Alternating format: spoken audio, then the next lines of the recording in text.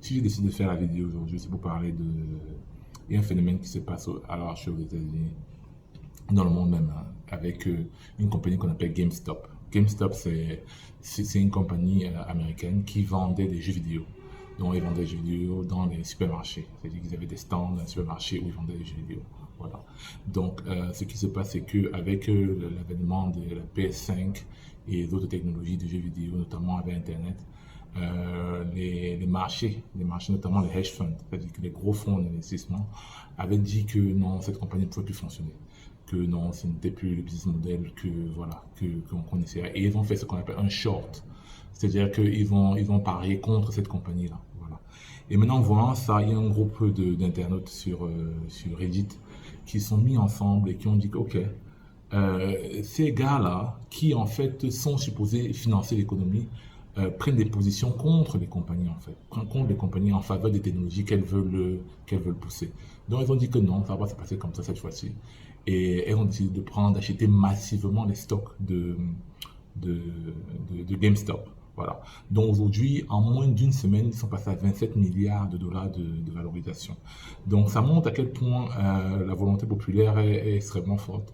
Et maintenant, aujourd'hui, beaucoup de hedge funds ont avis que non, il faudrait plus que les personnels se mettent ensemble pour faire ce type d'opération.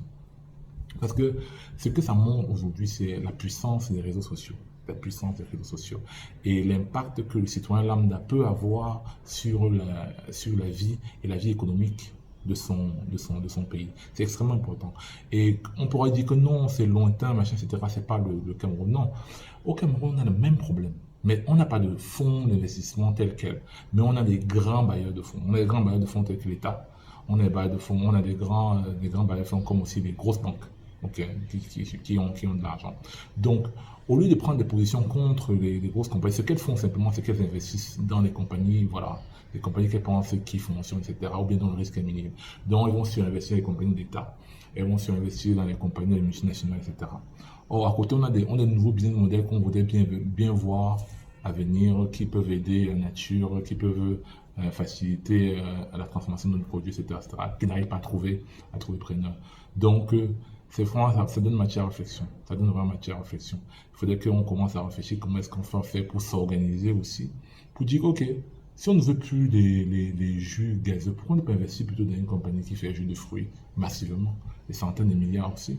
Ok, donc ça mettrait à risque toutes les compagnies, toutes les banques qui investissent dans cet autre type de compagnie, pour comprendre que le peuple ne veut plus ce type d'investissement là. Donc c'est vraiment dans ce sens-là que je pense que il y a quelque chose vraiment à faire, il y a vraiment une réflexion à faire dessus. Maintenant, on va définir par juste une toute petite notion de finance. Ce qu'on appelle, quand on dit qu'ils ont parié contre une compagnie. Donc, ce qu'ils font pratiquement, c'est que quoi? C'est que les fonds d'investissement ils n'achètent pas, ils empruntent les stocks d'une compagnie, par exemple. C'est-à-dire que le stock de la compagnie vaut peut-être 10 000 francs CFA. Ok, ils vont chez ce qu'on appelle les brokers, c'est-à-dire les courtiers. Ils empruntent un stock à 10 000 francs CFA. Ils le vendent immédiatement à 10 000 francs CFA.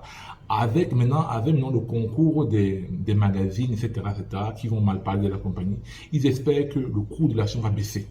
Donc, si le cours de l'action baisse et que maintenant ça vaut maintenant 7 000 ou bien 8 000 francs CFA, comme ils ont emprunté une action, ils rachètent la même action là. 3-4 secondes plus tard, ou bien 5 minutes, ou bien 3 heures plus tard, ils achètent la même action là maintenant à 7 000, ils la remettent à la personne chez qui ils ont emprunté et ils gagnent 3 000. Donc c'est à peu près ça. C'est vraiment du jeu, c'est vraiment voilà. C'est pas l'économie réelle. Voilà, c'est pas l'économie réelle. Donc c'est pour ça que toute action qui vise à casser ce type de monopole là, c'est bien. Donc c'est ça que je voulais dire aujourd'hui. Okay, merci.